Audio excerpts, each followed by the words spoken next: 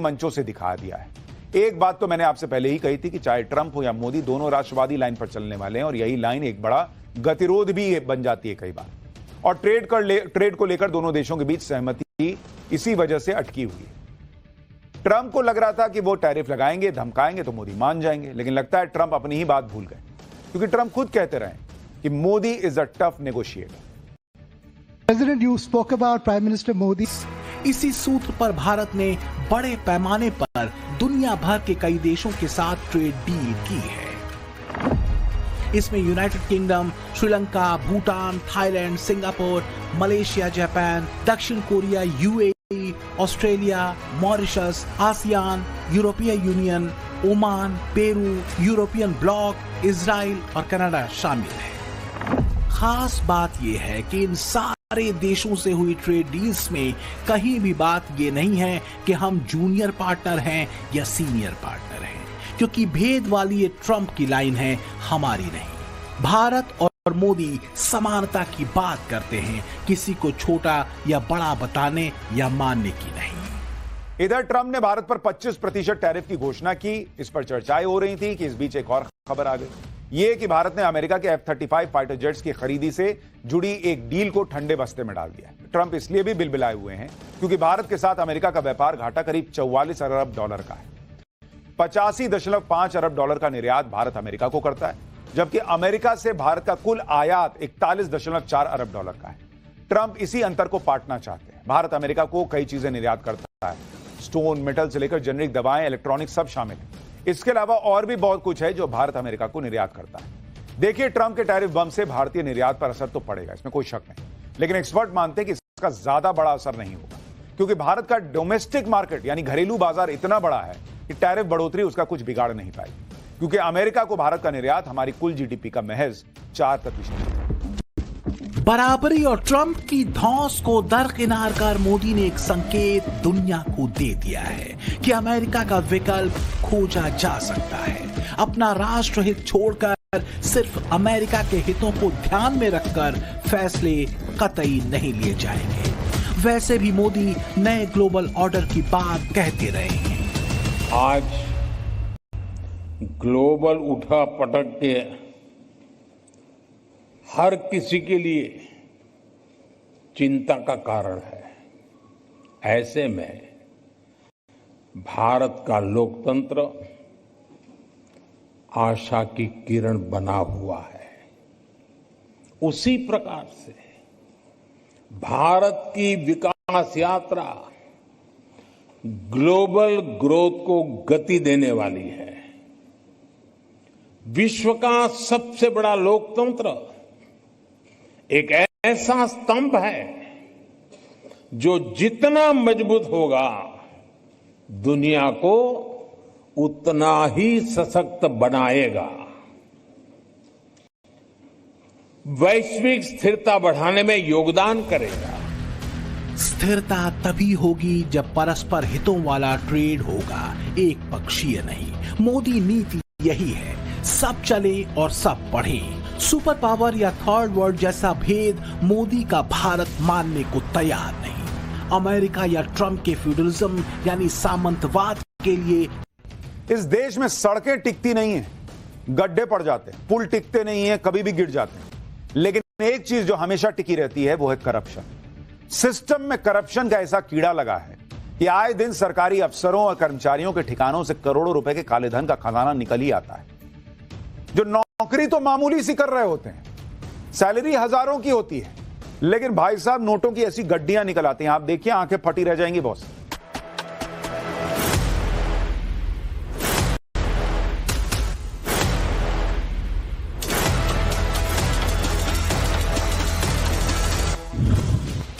कलाकुप्पा निंदागुड़ी, पूर्व clerk, Karnataka rural infrastructure development limited, salary 15,000 रुपए महीना। इस बंदे की सैलरी और शक्ल पर मत जाइए, क्योंकि ये बंदा करोड़ों के काले धन का कुबेर है। इस क्लर्क की सैलरी 15,000 रुपए थी, लेकिन कर्नाटक के लोकायुक्त ने जब उसके घर पर रेड की तो रेड में करोड़ों रुपए की संपत्ति बरामद हुई। छापे में पता चला कि इस पूर्व क्लर्क के पास 24 घर हैं, 4 प्लॉट्स हैं, 40 एकड़ खेत, 1 किलो से ज्यादा सोने के जेवर और 30 करोड़ रुपए से ज्यादा की प्रॉपर्टी है जो उसने अपने परिवार और रिश्तेदारों के नाम पर खरीदी थी। लोकायुक्त की टीम भी इतना काला धन देखकर हैरान रह गई। आखिर एक पूर्व क्लर्क ने इतनी काली कमाई कैसे कर ली? काले धन का ये कुबेर पहले दिहाड़ी का काम करता था। उसे KRITL में 15,000 रुपए की सैलरी मिलती थी। इस क्लर्क ने एक पूर्व इंजीनियर के साथ मिलकर 72 करोड़ रुपए से ज्यादा का घोटाला किया। दोनों ने 96 अधूरे प्रोजेक्ट्स के फर्जी कागजात बनाकर सरकारी पैसे की लूट मचाई। कर्नाटक का क्लर्क काले धन का कुबेर बन गया, लेकिन ये इकलौता नहीं है जो काले धन के खजाने का मालिक बना। अभी 26 जुलाई को ही ओडिशा में एंटी करप्शन ड्राइव के तहत स्टेट विजिलेंस विभाग की टीम ने कोरापुट पर जब एक फ्लैट पर रेड की तो उनकी आंखें खुली की खुली रह गईं। देखिए कैसे एक के ऊपर एक नोटों की गड्डियां रखी हुई हैं।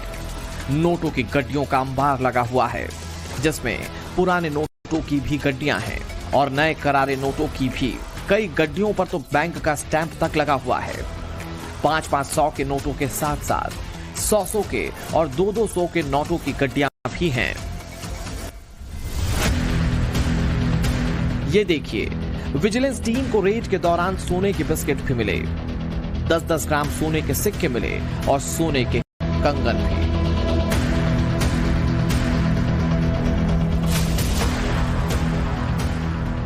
ओडिशा विजिलेंस विभाग की टीम को फ्लैट में एक तिजोरी मिली और जैसे ही तिजोरी खुली, विजिलेंस विभाग की टीम के होश उड़ गए।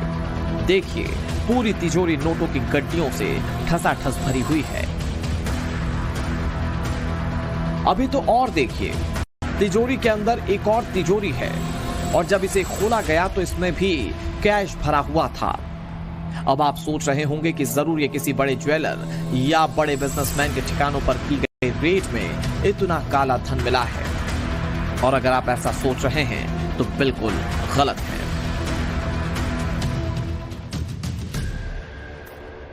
आप एक तस्वीर देखिए जिसमें करोड़ों के काले धन का मालिक कुर्सी पर बैठा हुआ है। पीछे दीवार पर सीलन आई हुई है। इसकी हालत देखकर कहीं से यह लग रहा है कि ये काले धन का कुबेर हो सकता है। ऐसा लग रहा है जैसे कहीं कोई छोटी मोटी नौकरी ये करता हो। वैसे ये बात सही भी है, करता तो ये नौकरी ही है, लेकिन सरकारी नौकरी। काले धन का ये कुबेर ओडिशा के वन विभाग का डेप्यूटी रेंजर रामचंद्र नेपाक था, जिसने साल 1989 में फॉरेस्ट गार्ड के तौर पर नौकरी की शुरुआत की। आरोपी रामचंद्र नेपाक अभी ओडिशा में कोरापुट के जयपुर फॉरेस्ट रेंज में तैनात था। विजिलेंस विभाग के मुताबिक उसकी मंथली सैलरी नेट 69,680 रुपए थी। डिप्टी रेंजर रामचंद्र नेपाक पर आय से अधिक संपत्ति रखने का आरोप है, जिस पर विजिलेंस विभाग की काफी वक्त से नजर थी और पुख्ता जानकारी मिलने के बाद उसके कई ठिकानों पर रेड डाली गई, जिसमें अब तक करीब 1 करोड़ 4 लाख रुपए से ज्यादा कैश मिला है। गोल्ड के 4 बिस्किट, 10-10 ग्राम के सोने के 16 सिक्के, गोल्ड और डायमंड की ज्वेलरी मिली है। 3 फ्लैट के कागजात मिल चुके हैं। वो 3 फ्लैट के कागजात। यहां लोग एक घर नहीं खरीद पाते, वन विभाग में डिप्टी रेंजर 3 फ्लैट, इतना कैश, सोना। आप देखिए कि देश में सरकारी सिस्टम में भ्रष्टाचार का लेवल क्या है। पिछले साल दिसंबर में मध्य प्रदेश के परिवहन विभाग के पूर्व कांस्टेबल सौरभ शर्मा के पास से 100 करोड़ रुपए का काला धन पकड़ा गया था, जिसमें 10 लाख रुपए तो कैश ही मिले थे। साथ ही में आरोपी के कार से 52 किलो सोने के बिस्किट मिले थे।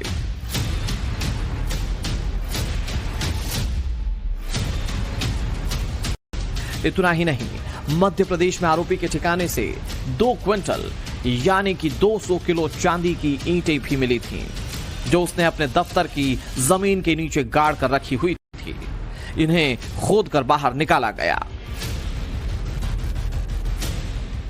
यह हमारे सिस्टम का सच है, जिसमें करप्शन का ऐसा कीड़ा लग चुका है कि विभाग चाहे कोई भी हो, काले धन के कुबेर भरे पड़े हैं।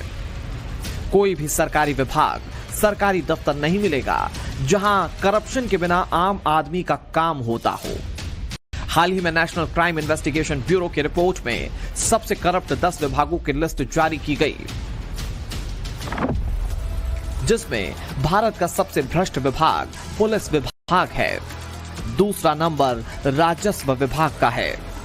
तीसरा नंबर नगर निगम और नगर पालिका का। चौथा भ्रष्ट विभाग ग्राम पंचायत और ब्लॉक स्तर का। पांचवा सबसे भ्रष्ट विभाग बिजली विभाग है। छठवां सबसे भ्रष्ट विभाग सड़क परिवहन विभाग आरटीओ का है। भारत में 7वां सबसे भ्रष्ट विभाग सरकारी अस्पताल और स्वास्थ्य विभाग है। 8वें नंबर पर शिक्षा विभाग, 9वें पर आवास एवं शहरी विकास विभाग और 10वें नंबर पर आयकर और जीएसटी विभाग है। सड़क पर गड्ढे, एक ही बारिश में डूब जाने वाले शहर, उद्घाटन से पहले टूटते पुल, ये सब कुछ करप्शन के जीते जागते सबूत हैं। करप्शन से बने काले धन का एक और खजाना देखिए। 30 मई को ओडिशा की राजधानी भुवनेश्वर में राज्य सरकार के चीफ इंजीनियर बैकुंठ नाथ सारंगी के घर से 2.5 करोड़ रुपए से ज्यादा का कैश बरामद हुआ। इसे गिनने के लिए मशीन तक मंगवानी पड़ गई थी और विजिलेंस विभाग की टीम ने घंटों तक जमीन पर बैठकर नोटों को गिना था। तब चीफ इंजीनियर बैकुंठ नाथ ने घबराकर कैश के बंडलों को अपने फ्लैट की खिड़की से बाहर फेंक दिया था, लेकिन विजिलेंस टीम के अधिकारी फ्लैट के नीचे भी खड़े थे और नीचे से ही उसका कैश फेंकते हुए वीडियो भी बना लिया था।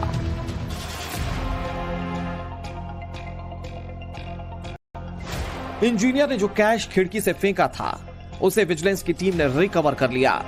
ये वही 500 के नोटों के बंडल थे जो इंजीनियर ने खिड़की से नीचे फेंके थे। खिड़की से फेंके गए नोट नीचे एक टिन शीट पर गिरे। अब काले धन का एक और कुबेर देखिए। अभी जून में ही ओडिशा में एक सब इंस्पेक्टर